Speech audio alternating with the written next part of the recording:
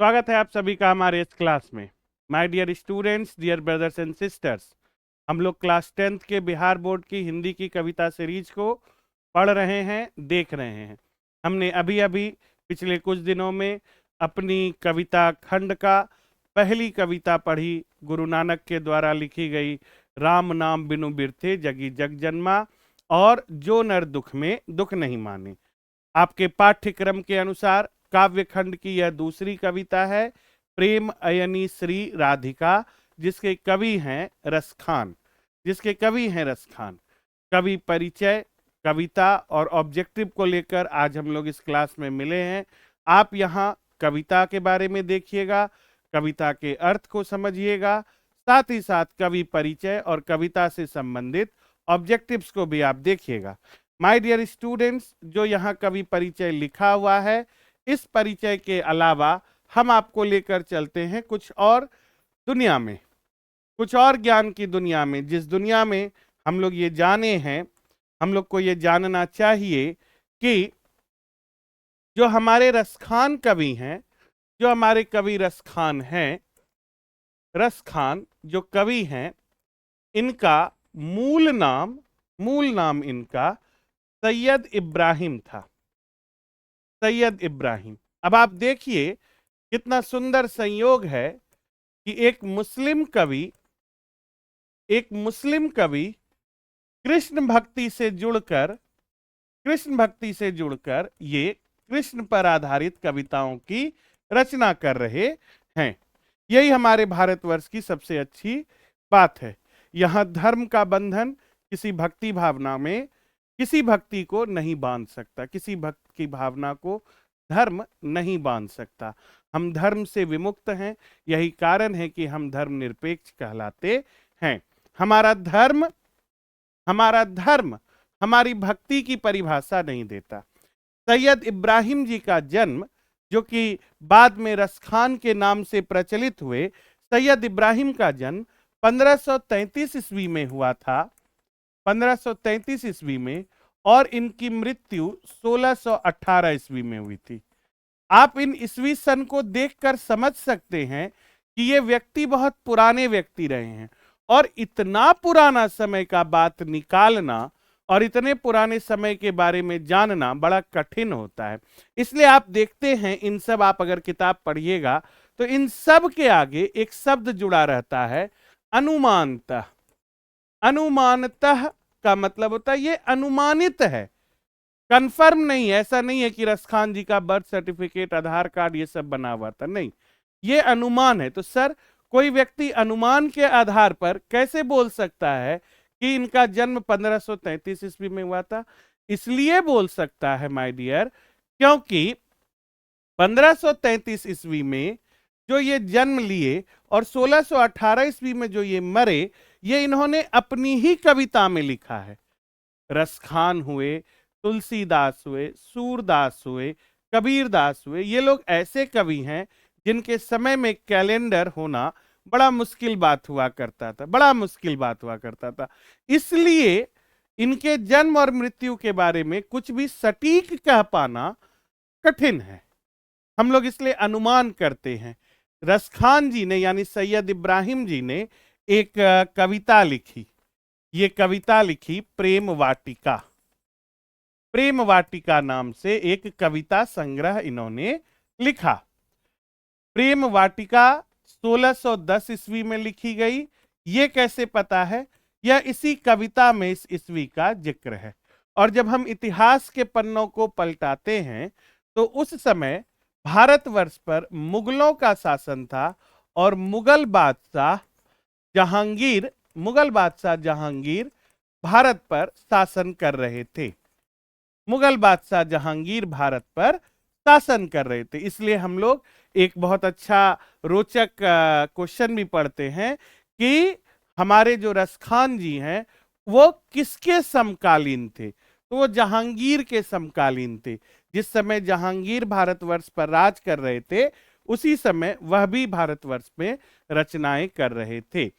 प्रेम वाटिका को बहुत अच्छे से पढ़ने पर हम लोगों को ये बात पता चली कि ये जहांगीर के समय के हैं, इनके ही डिकोड करने पर, डिकोड इन द सेंस इसका अर्थ निकालने पर, इन्होंने जो भी अर्थ निकाला है, उस अर्थ जो भी इन्होंने कविताएं लिखी हैं उसका अर्थ निकालने पर हमको यह पता चलता है कि ये 1610 ईस्वी में लिखी हुई कविता है। साथ ही साथ ये पठान राजवंश से संबंधित थे।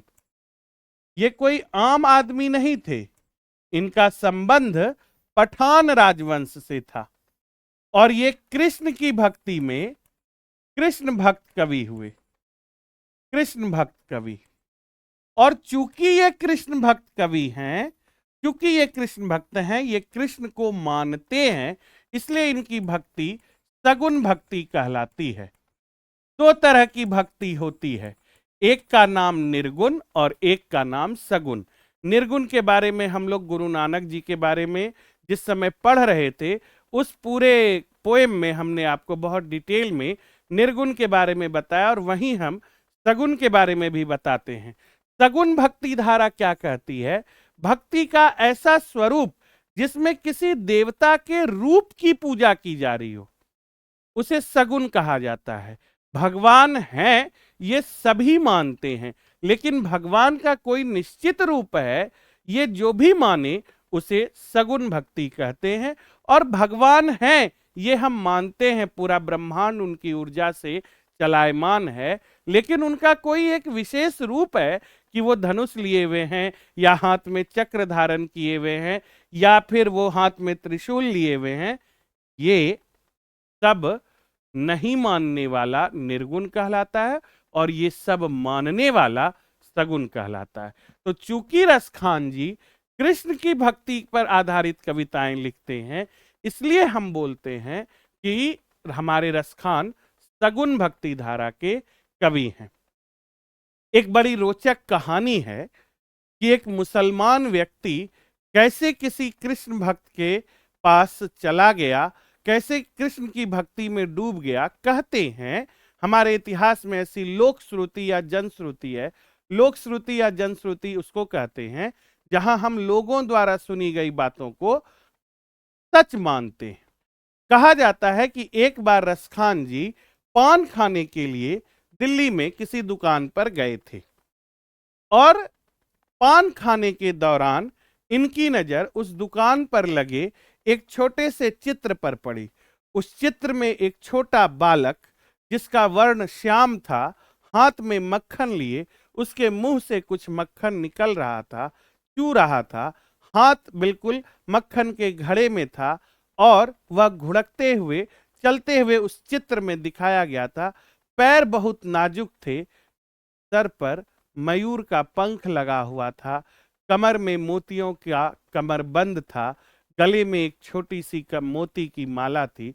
उस चित्र को देखते हुए रसखान जी पान खाते हुए पूछे, ये किसका चित्र है? यह किस व्यक्ति का चित्र है? किस बालक का चित्र है? बड़ा कोमल कोमल चित्र है, बड़ा कोमल बालक है, इतना सुंदर बालक क्या है? तो उस पान बेचने वाले ने रसखान जी का मजाक उड़ाते हुए कहा था, क्योंकि रसखान का उस समय नाम सैयद इब्राहिम हुआ करता था, वह मुस्लिम संप्रदाय से संबंधित थे। तो एक मुस्लिम व्यक्ति कृष्ण भगवान के बारे में पूछ रहा है और जानना चाह रहा है, यह बड़ा ही हास्यास्पद बात हुआ करता था उस समय। इसलिए उन्होंने मजाक उड़ाते हुए कहा, अरे इनको नहीं जानते हैं, इनको जानना है तो जाइए ना, ये वृंदावन में रहते हैं, आप इनको नहीं जानते। और वह एक छोटा सा चित्र देखकर इतने मोहित हुए, इतने मोहित हुए कि वह उसी क्षण दिल्ली उन्होंने त्याग दिया और वृंदावन जाकर रहने लगे। और जब तक सांस चलती रही तब तक वो वृंदावन में ही रहे, वृंदावन में ही रहे, वृंदावन में ही उन्होंने अंतिम सांस ली। वृंदावन को उन्होंने अपना कर्म क्षेत्र बनाया और कृष्ण की ऐसी ऐसी लीलाओं का वर्णन किया, ऐसी ऐसी लीलाओं का वर्णन किया कि उन लीलाओं के बारे में पढ़कर हमारे हिंदी साहित्य के एक महान लेखक हुए हैं भारतेंदु हरिश्चंद्र। भारतेंदु हरिश्चंद्र, भारतेंदु हरिश्चंद्र ने रसखान की बड़ाई में, रसखान की कविताओं को पढ़कर, हालांकि भारतेंदु हरिश्चंद्र रसखान के बहुत बाद आए हिंदी साहित्य में, बट इन्होंने रसखान की रचनाओं को पढ़कर कहा था, इन मुसलमान हरिजनन पर, हरिजनन पे कोटिन हिंदू वारिये, कोटि हिंदू वारिये।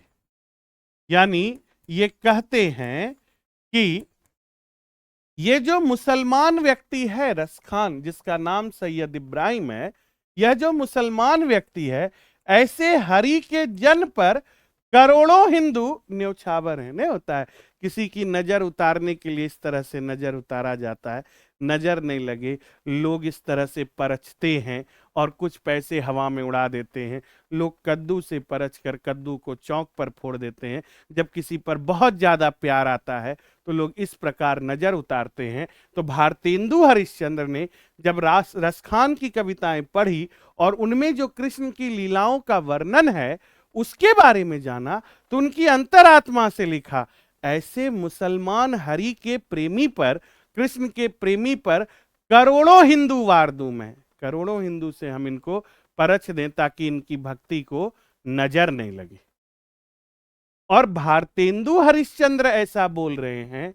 भारतेंदु हरिश्चंद्र और राजा हरिश्चंद्र में कंफ्यूज नहीं होइएगा। राजा हरिश्चंद्र अलग थे, भारतेंदु हरिश्चंद्र अलग हैं। भारतेंदु हरिश्चंद्र हिंदी में इतने महान कार्य करने वाले व्यक्ति हुए कि इनके नाम पर ही इनके समय को जो बांटा गया हिंदी साहित्य में, तो एक युग का नाम पड़ा भारतेंदु युग। भारतेंदु युग बताया गया। भारतेंदु हरिश्चंद्र वह व्यक्ति हैं, और वो अगर रसखान के बारे में ये लाइन बोल रहे हैं तो ये लाइन बोर्ड मॉडल होना चाहिए और आपको याद भी रहना चाहिए। प्रेम अयनी श्री राधिका जो कविता है उसके कवि हैं रसखान, और उनका मूल नाम है सैयद इब्राहिम। ये वो कविता आप पढ़ने वाले हैं। ये कवि परिचय था, और इस कवि परिचय से आपको कई सारी बातें याद रखनी चाहिए जो आपके लिए ऑब्जेक्टिव में बहुत काम आने वाली हैं। ठीक है सर, आइए देखिए। रसखान जो हैं इनका परिचय कहता है, प्रेम अयनी श्री राधिका के कवि हैं रसखान, कृष्ण भक्त मुस्लिम कवि हैं। 1533 ईस्वी में इनका जन्म दिल्ली में हुआ था। कहाँ से जाने, इनकी जो कविता थी प्रेम वाटिका, हमने वहां से जाना। 1618 ईस्वी में इनकी मृत्यु वृंदावन में ही हुई। इनके ग्रंथ प्रेम वाटिका से, देखिए लिखा हुआ है आपके किताब में भी, हम आपकी किताब पढ़कर ही आपको बताते हैं। इनके ग्रंथ प्रेम वाटिका से यह संकेत मिलता है कि ये दिल्ली के पठान राजवंश में उत्पन्न हुए थे। इनका रचना काल जहांगीर के समय का था, और गुरु नानक का रचना काल किसके समय का था, तो बाबर के समय का। ठीक है, तो इनका रचना काल जहांगीर के समय का था। ये विट्ठलनाथ के शिष्य थे। विट्ठलनाथ कौन हुए, विट्ठलनाथ आचार्य वल्लभाचार्य के पुत्र थे। अब आचार्य वल्लभाचार्य कौन है, आचार्य वल्लभाचार्य वह व्यक्ति हैं, देखिए इतिहास अगर आप पढ़िएगा और भक्ति में जब थोड़ा सा डूबिएगा तो कुछ बातों को इग्नोर करते हुए कुछ कहानियों को सच मानना चाहिए। कहा जाता है कि द्वारिका में जिस समय कृष्ण की मृत्यु हुई, जिस काल में कृष्ण भगवान की मृत्यु हुई, तो जिस बहेलिया ने या जिस शिकारी ने कृष्ण के अंगूठे में तीर मारा था और उनका प्राण निकला था, उसी ने उनका दाह संस्कार किया था। दाह संस्कार करने के बाद वो वहां से चला गया था, लेकिन उस क्षेत्र के राजा को सपना आया कि मेरा शरीर जल गया है परंतु हृदय अभी भी सुरक्षित है, उसी चिता में हृदय है, उससे रोशनी निकल रही है, कृपया इस हृदय को आप विसर्जित कर दें समुद्र में। तो वह राजा विसर्जन करने के लिए चला जाता है, उसे लकड़ी के एक डब्बे में डालकर विसर्जित कर देता है, समुद्र में बहा देता है, और वो समुद्र धीरे धीरे धीरे धीरे, भारत का आप नक्शा देखिएगा तो द्वारिका से बहते बहते बहते बहते दक्षिण भारत में आ जाता है। दक्षिण भारत में कृष्ण का हृदय मिलता है वहां के राजा को, वह उसकी मूर्ति बनवाते हैं एज पर स्टोरी, कहानी के अनुसार। हम वहां नहीं थे इसलिए हम इस कहानी की पुष्टि नहीं करते, परंतु इस कहानी को जितने लोगों ने सुना है सबने सच माना है, हम भी सच मानते हैं। वही भगवान जगन्नाथ हुए और जगन्नाथ जगन्नाथ जगन्नाथ करते करते दक्षिण भारत में कृष्ण की भक्ति का, जगन्नाथ भगवान की भक्ति का एक लहर चला। इस लहर को दुनिया में या भारतवर्ष में लोग सब जाने, ऐसा सोचने वाला एक व्यक्ति हुआ आचार्य वल्लभाचार्य। और आचार्य वल्लभाचार्य ने नेटवर्क मार्केटिंग की तरह कृष्ण की भक्ति का प्रचार प्रसार किया और वो दक्षिण भारत से वृंदावन आए, क्योंकि भगवान का जन्म स्थल वृंदावन था, द्वारका नगरी उनकी कर्म स्थल थी, कुरुक्षेत्र उनका गीता का बखान करने वाला स्थल था, और यही लोग कृष्ण के बारे में नहीं जान रहे थे। तो आचार्य वल्लभाचार्य ने 8 लोगों को चुना था, यहां आकर उन 8 लोगों को कृष्ण की कहानी सुनाई और उस अष्टछाप, उन 8 कवियों के समूह को अष्टछाप कहा गया। और उस अष्टछाप के पहले कवि थे उनके बेटे ही आचार्य विट्ठलनाथ। और आप समझ सकते हैं कि रसखान अगर विट्ठलनाथ के शिष्य हैं तो रसखान ने जब कृष्ण के बारे में सुना था तो कृष्ण के बारे में अपनी जागृति मिटाने के लिए, कृष्ण के बारे में जो भी जानकारियां होती है वो हासिल करने के लिए वो विट्ठलनाथ के पास आए थे। और विट्ठलनाथ ने अपने पिता की ही तरह ध्येय बनाया था कि हम समूचे लोगों को कृष्ण के बारे में बताएंगे। तो रसखान विट्ठलनाथ के शिष्य थे। यह कोई मामूली इंसान नहीं है, यह कोई मामूली इंसान नहीं है। आचार्य वल्लभाचार्य के पुत्र थे विट्ठलनाथ, और फिर दूसरे कवि हुए। अष्टछाप में पहला नंबर विट्ठलनाथ का है, दूसरा नंबर सूरदास का है। सूरदास को भी आचार्य वल्लभाचार्य ने कृष्ण के बारे में दीक्षा दिया था और ऐसा बताया था, इतना सोचिए क्या पावर रहा होगा कि एक अंधा व्यक्ति कृष्ण के बारे में वह सब कुछ लिखकर चला गया एक गुरु के बताने पर, जो शायद आंख से देखने वाला व्यक्ति भी ना देख सके। तो ये खूबसूरती केवल साहित्य की है। साहित्य भावना की चीज है, हम बार बार बोलते हैं, हर बार बोलते हैं। अगर आप इसको दिमाग से पढ़िएगा तो आपको कभी याद नहीं रहेगा, दिल से पढ़िएगा तो आपको हर एक बात याद रहेगी। हिंदी वह भाषा है जिस भाषा में हम बचपन से बड़े हुए हैं, और उस भाषा में अगर हमको शब्द नहीं मिलते हैं अपनी भावनाओं को एक्सप्रेस करने के लिए, तो हमारा जीवन किसी जानवर के समान है। अपनी भावनाओं को व्यक्त करने के लिए, अपनी भावनाओं को शब्द देने के लिए अगर हमारे शब्दकोश में शब्द कम पड़ जाएं, तो यह हमारे लिए धिक्कार की बात है, यह हमारे लिए लज्जा की बात है। इसलिए हिंदी को कभी भी मन से मत पढ़ो, दिल से पढ़ो। दिल से पढ़ोगे सब कुछ याद रहेगा। दिल से पढ़ोगे तो तुम्हें याद रहेगा रसखान एक ऐसे कवि, इनके नाम में ही खान है, तो मुस्लिम कवि हैं, और ये पहले मुस्लिम कवि हैं जिन्होंने कृष्ण की भक्ति में कविताएं लिखी हैं। इनके 2 ग्रंथ मिलते हैं, सुजान रसखान और प्रेम वाटिका। ये 2 ग्रंथ, इनमें से एक ग्रंथ के चर्चा हम आपको कर रहे हैं कि प्रेम वाटिका वह ग्रंथ है जिससे हमको ये सब कुछ मिला है। रसखान ने कृष्ण का लीला गान पदों में नहीं सवैयों में किया। अब सेवैया मतलब क्या होता है? सेवैया मतलब क्या? रमजान का महीना आने वाला है, जो बाजार में मिलने वाला सेवई है, क्या वो सेवई, उसे सेवैया कहते? नहीं।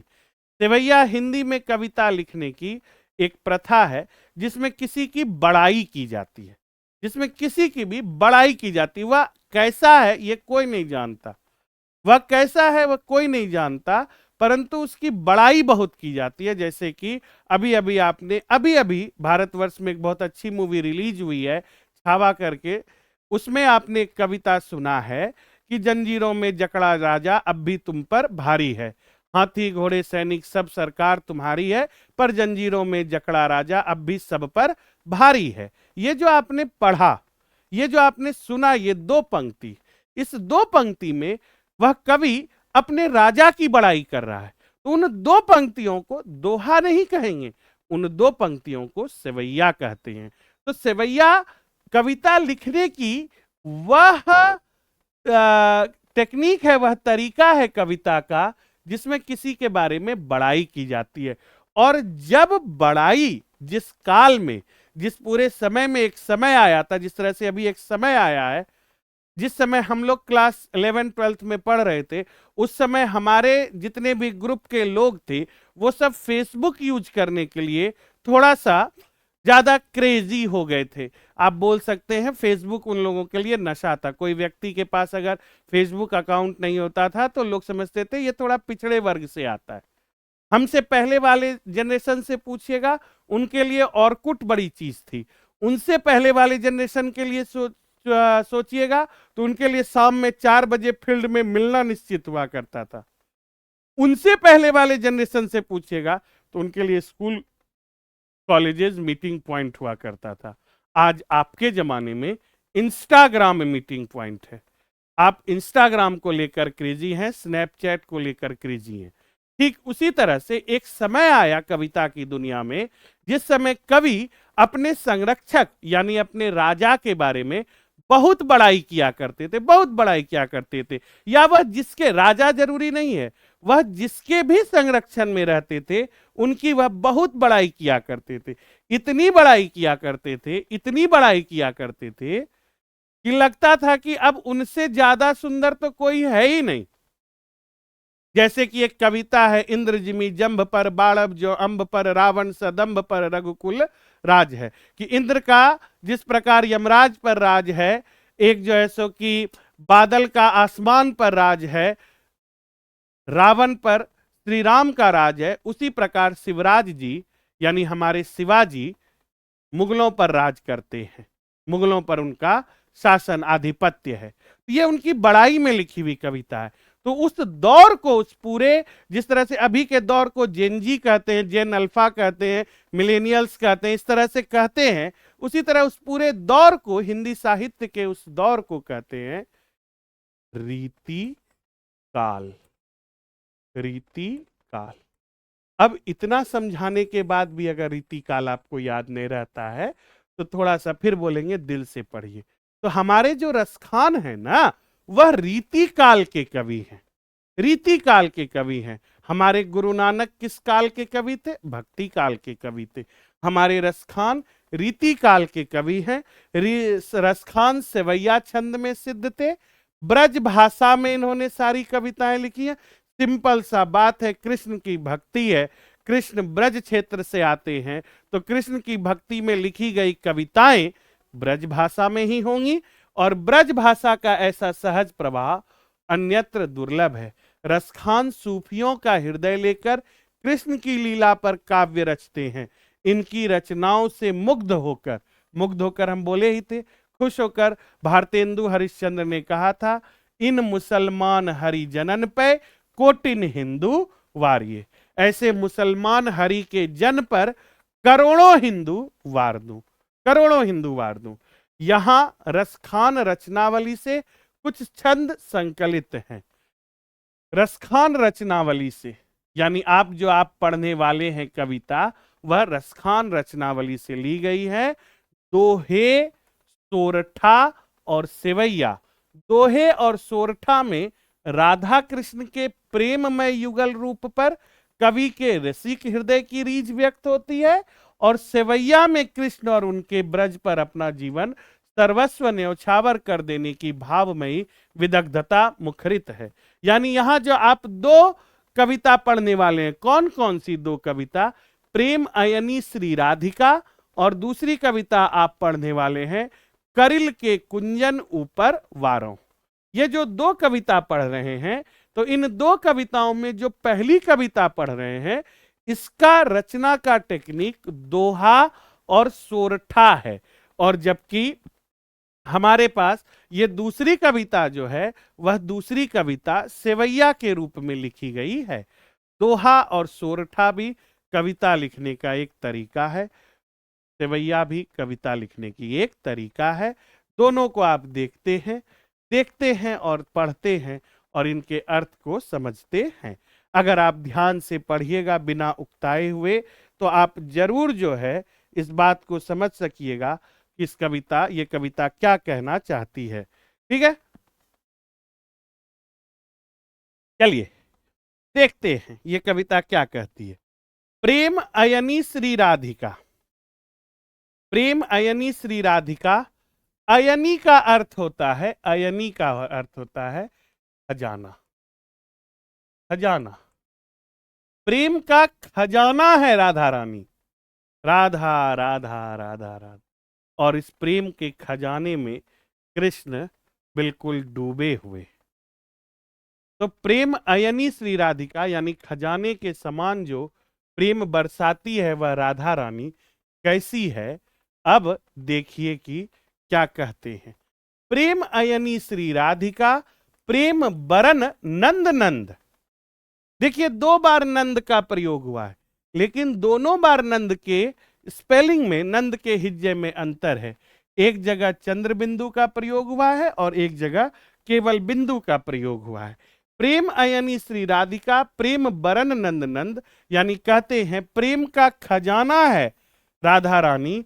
और प्रेम का बरन, बरन बरन बरन, बरन यहां वर्ण है, बरन का अर्थ वर्ण है। प्रेम का वर्ण है नंद के नंद, यानी नंद जी के जो नंद। अब यहां नंद एक बार यूज हुआ है राजा नंद के लिए, और उसके नंद, नंद का अर्थ हुआ बेटा, यानी नंद के जो शिशु हैं, नंद के जो बालक हैं, यानी भगवान श्री कृष्ण जो हैं वह प्रेम स्वरूप हैं और प्रेम का खजाना है राधा रानी। प्रेम बाटिका के दो माली मालिन द्वंद्व, और प्रेम रूपी वाटिका के, प्रेम रूपी वाटिका के माली मालिन दोनों लगते हैं, दोनों माली मालिन लगते हैं। ऐसा लगता है राधा कृष्ण ही इस पूरे संसार में प्रेम के फूलों की वर्षा करते। प्रेम और प्यार में है अंतर इतना, अमृत सरोवर और मरुस्थल में जितना। भ्रमवश नर ने नाम प्रेम का प्यार दिया है, देकर मणिमाणिक्य मोल जो कांच लिया है। आरसी प्रसाद सिंह की यह कविता प्रेम शीर्षक से प्रकाशित हुई थी और इसमें उन्होंने प्रेम और प्यार के बारे में बताया है। आप जिस उम्र में हैं, इस उम्र में आपके माता पिता जो आपसे करते हैं वह प्रेम है, और आपके दिल में उड़ने वाली उमंग की तितलियां जिस आसमान में विचरण करती हैं वो आसमान प्यार का आसमान है। और प्रेम और प्यार में बहुत अंतर है। प्यार में किसी को नहीं पड़ना चाहिए, प्रेम करना चाहिए, प्यार में। प्रेम जब आप किसी से करते हैं तो आप उसके खोने से डरते हैं। प्यार जब आप किसी को करते हैं तो आप उसको पाने की हवस में जीते हैं। प्रेम आपको सही रास्ता दिखाता है। अगर आप अपने माता पिता से प्रेम करते हैं तो आप उनके लिए ही सही, पढ़िएगा जरूर। अगर आप अपने आप से प्रेम करते हैं तब तो आप अपने जीवन में जरूर आगे बढ़िएगा। आप अपने दोस्तों के साथ बदमाशी करते हैं, इसका मतलब है कि आप अपने आप से भी प्यार नहीं करते। प्रेम तो दूर की बात है। अगर आप अपने आप से प्यार कर रहे होते तो आप अच्छे रास्ते पर चलकर अपने आप को तरक्की की ऊंचाई पर पहुंचा रहे होते। ऐसा हम बता रहे हैं, ये हमारा अपना विचार है। यहाँ इस कविता में सिर्फ प्रेम के बारे में बताया गया है। राधा और कृष्ण जो कभी एक हुए नहीं, फिर भी उन्होंने प्रेम के रूप में पूरी दुनिया पर राज किया है। इसलिए कवि कहते हैं कि प्रेम बाटिका के दो माली मालिन द्वंद, मोहन छवि रसखानी लखी अब दृग अपने नाही। मोहन छवि, मोहन छवि श्री कृष्ण की जो मोहन रूपी छवि है, मतलब जिसको बोलते हैं मिठ मोहना है, देखते ही आदमी मुग्ध हो जाए, तो वैसी छवि रसखानी लखी, रसखान ने देखा। मोहन की जो छवि, प्यारी छवि रसखान ने देखा, अब दृग अपने नाही। अब जो उसके नयन हैं वो उसके अपने नहीं हैं। अब दृग अपने नाही, अंचे आवत धनुष से टूटे सर से जाही। ऐसा लगता है जिस प्रकार धनुष से बाण छूट जाने के बाद वापस नहीं आता, उसी प्रकार हमारी आंख जो मोहन के पास रह गई यानी मोहन के पास रह गई, क्या मतलब आंख निकाल के दे दिए? नहीं, फिर बोलते हैं दिमाग से नहीं सोचिए, दिल से सोचिए। यह सोचिए कि अब इस आंख के सामने श्री कृष्ण के रूप के अलावा कुछ दिखता ही नहीं है। ऐसा लगता है जैसे किसी ने धनुष से श्री कृष्ण की छवि निकालकर मेरे आंख के सामने ला दिया हो। अब हमको कुछ नहीं दिखता सिवाय मोहन के, सिवाय श्री कृष्ण के हम कुछ देख ही नहीं सकते। मोमन मानिक ले गयो चितय चोर नंद नंद। फिर नंद नंद आया, यानी नंद के नंद। मोमन मानिक ले गयो, मेरे मन के समान मोती। मेरे पास एक ही मोती था, वह मेरा मन था। मोमन मानिक ले गयो चितय चोर नंद नंद। चित का चोर, मन को चुराने वाला, नंद का नंद यानी श्री कृष्ण मेरे मन को चुरा ले गया। अब बेमन मैं क्या करूं, परी फेर के फंद। अब इस बिना मन के, मेरे पास जो एकमात्र मोती रूपी मन था वो तो चितचोर चुरा कर लेकर चला गया। अब मैं बिना मन के क्या करूं, बड़ा ही फेर में हम फंस गए हैं। प्रीतम नंद किशोर जादिन ते नैनी लगियो। मेरा प्रीतम, मेरा प्यार तो नंद किशोर है। जिस दिन से मैंने उससे नयन लगाए, यानी जिस दिन से मैंने उसे देखा है, उस दिन से मेरा प्रीतम तो ये नंद किशोर है। नंद किशोर का मतलब नंद का किशोर, फिर नंद का किशोर का मतलब नंद का बेटा, और नंद का बेटा मतलब हुआ श्री कृष्ण। प्रीतम नंद किशोर जादिन तय नैनी लगियो, मन पावन चित चोर पलक ओट नहीं करी सको। ऐसा मन को चुरा ले गया, ऐसा मन को पवित्र कर गया ये मेरा चित चोर, ऐसा मन को पवित्र कर गया कि अब पलक झपकते ही नहीं है। हमेशा डर लगता है कहीं आंख बंद किए तो कृष्ण ओझल नहीं हो जाए। ऐसा प्रेम जगा मेरा, ऐसा प्रेम जगा कृष्ण के प्रति कि हम आंख की पुतलियां बंद करना ही भूल गए। हमेशा डर लगा रहता है कि कहीं अगर हमने आंख की पुतलियां बंद कर दी तो कृष्ण मेरी आंखों के सामने से ओझल ना हो जाए। प्रेम यही चीज है, प्रेम किसी चीज को होने का डर है। प्रेम की परिभाषा है कि कोई हो ना जाए, प्रेम की यह परिभाषा नहीं है कि कोई मिल जाए। और जिस दिन आप हमसे ये सीख लीजिएगा कि प्रेम क्या है, प्रेम यानी किसी को खोने का डर। ये समय भी जो आप खो रहे हैं, अगर आपको ये डर आ गया आज का 2 घंटा हमसे खो गया, अब ये वापस नहीं आएगा। इस 2 घंटा में हम बहुत अच्छा पढ़ सकते थे, पढ़ लेते तो हमारा रिजल्ट बहुत अच्छा हो सकता था।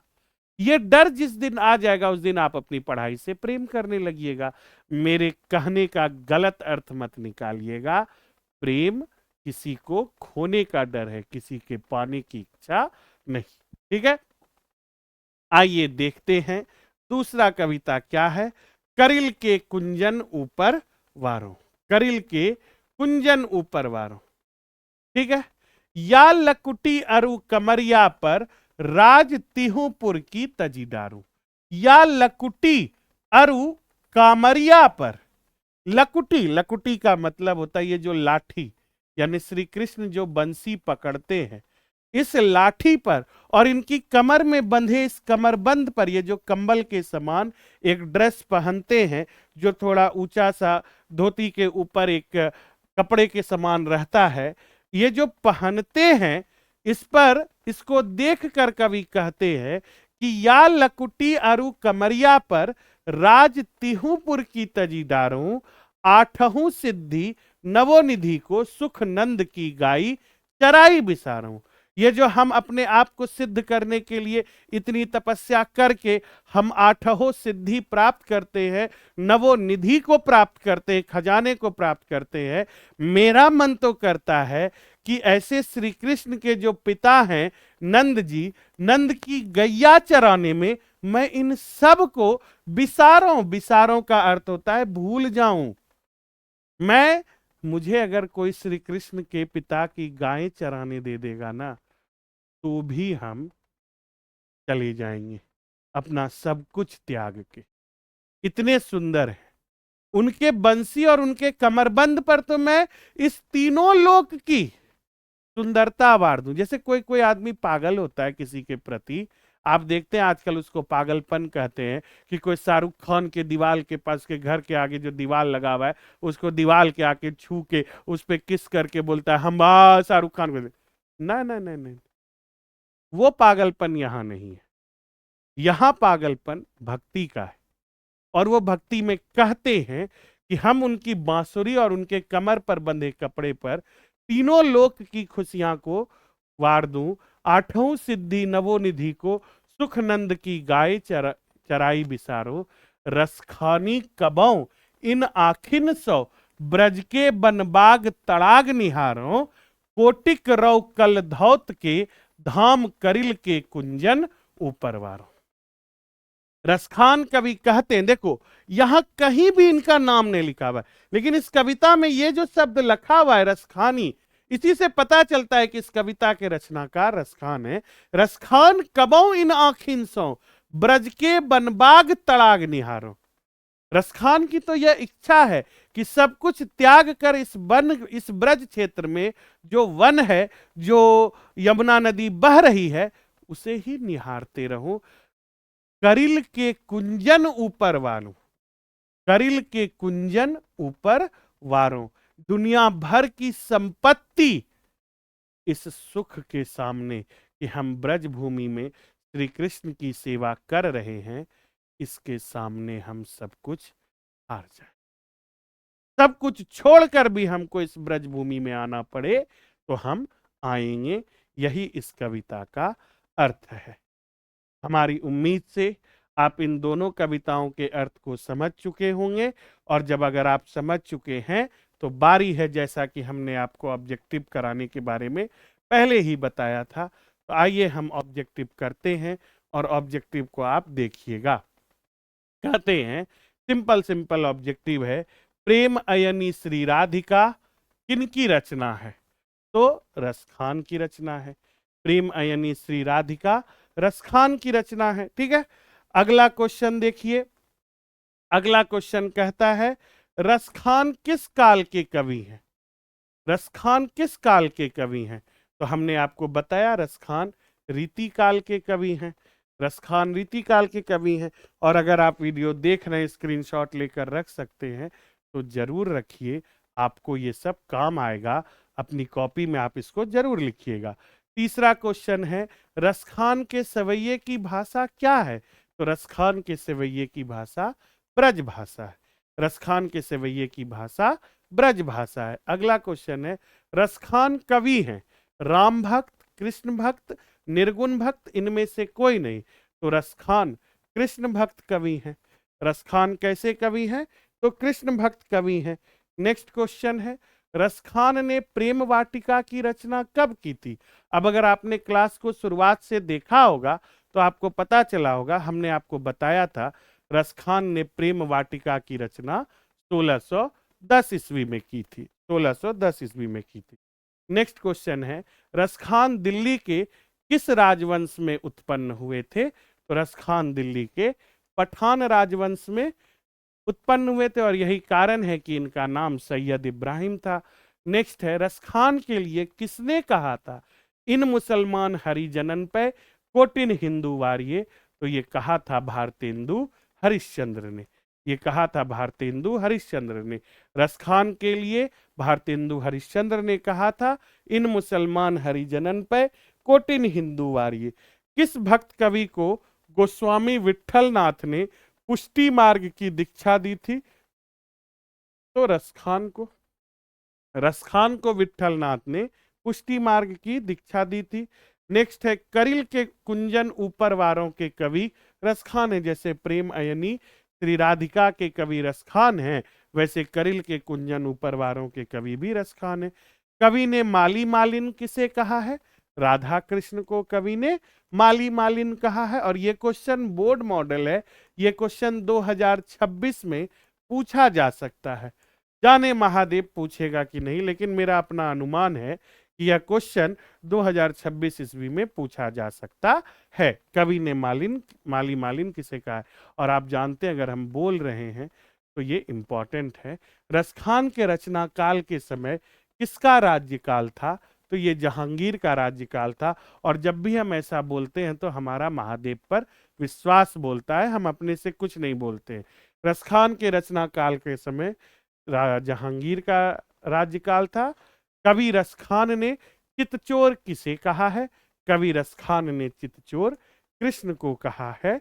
नेक्स्ट क्वेश्चन है, रसखान द्वारा कृष्ण लीला का गान किया गया है पदों में, धनाक्षरी में, दोहों में या सेवैयों में? तो आंसर सेवैयों में। सर वहां तो दोहा और सोरठा भी लिखा हुआ था, तो आप केवल सेवैया पर क्यों टिक कर रहे हैं? क्योंकि रसखान कृष्ण लीला का वर्णन सेवैया में ही करते हैं, वो सेवैया छंद में सिद्ध थे। रसखान किस पर सैकड़ों इंद्रलोक को न्यौछावर करने की बात करते हैं? करिल के कुंजों पर। करिल के कुंजों पर रसखान सैकड़ों इंद्रलोक को न्यौछावर करने की बात करते हैं। रसखान दिल्ली से कहां चले गए? रसखान दिल्ली से ब्रजभूमि चले गए थे। रसखान दिल्ली से ब्रजभूमि चले गए। नेक्स्ट है, रसखान किस विषय से सिद्ध थे? रसखान सेवैया छंद से सिद्ध थे। रसखान सवैया छंद से सिद्ध थे। नेक्स्ट क्वेश्चन है, कवि रसखान ने प्रेम अयनी किसे कहा है? तो राधा को कहा है। प्रेम का खजाना राधा को कहा है। नेक्स्ट क्वेश्चन है, संप्रदाय मुक्त कृष्ण भक्त कवि है, यानी धर्म से हटकर कृष्ण भक्त कवि कौन है? तो रसखान है। संप्रदाय मुक्त कृष्ण भक्त कवि रसखान है। नेक्स्ट है, कुंजन का अर्थ क्या होता है? कंवल, रसखान, बगीचा, इंद्र। करिल के कुंजन पर वारो, तो इसका अर्थ क्या होता है? कंवल, रसखान, बगीचा या इंद्र। इस क्वेश्चन का आंसर आप कीजिएगा, आप इस क्वेश्चन का आंसर लिख के रखिएगा। रसखान के दीक्षा गुरु कौन है? रसखान के दीक्षा गुरु हैं विठल नाथ। रसखान के दीक्षा गुरु विठल नाथ है। नेक्स्ट क्वेश्चन है, कवि करिल के कुंजन किस पर अर्पण करने की अभिलाषा प्रकट करते हैं? तो कृष्ण पर। करिल के कुंजन किस पर अर्पण करने की बात करते हैं? तो कृष्ण पर। ठीक है, ये यहाँ पर इतना सा ऑब्जेक्टिव आपके लिए हम लेकर के आए थे। एक कविता से 20-21 ऑब्जेक्टिव हम आपके लिए लेकर आए हैं, और बाकी चलकर जो टेस्ट सीरीज होगा उस टेस्ट सीरीज में हम लोग देखेंगे। फिलहाल एक बार वंस मोर फिर देखते हैं। प्रेम अयनी श्री राधिका के कवि रसखान हैं। रसखान का मूल नाम सैयद इब्राहिम था। इनका जन्म 1533 ईस्वी में, मृत्यु 1618 ईस्वी में। जन्म दिल्ली में हुआ था, मृत्यु ब्रजभूमि में हुई। ये कृष्ण भक्त कवि हैं। इन पर भारतेंदु हरिश्चंद्र ने कहा था, इन मुसलमान हरिजनन पे कोटिन हिंदू वारिये। साथ ही साथ ये पठान राजवंश के थे। ये मुगल बादशाह जहांगीर के समय के थे। 1610 ईस्वी में प्रेम वाटिका नाम का इन्होंने ग्रंथ लिखा था, और इस प्रेम वाटिका में इन्होंने कृष्ण की भक्ति के बारे में बताया है। यही कारण है कि ये सगुन भक्ति के कवि हैं, सगुन भक्ति धारा के कवि हैं। साथ ही साथ आचार्य विठल नाथ ने इनको दीक्षित किया था, और ये ब्रज में ही रह गए थे। इतना सा बात याद रखिएगा, अपना ध्यान रखिएगा, स्वस्थ रहिए, सुरक्षित रहिए। धन्यवाद।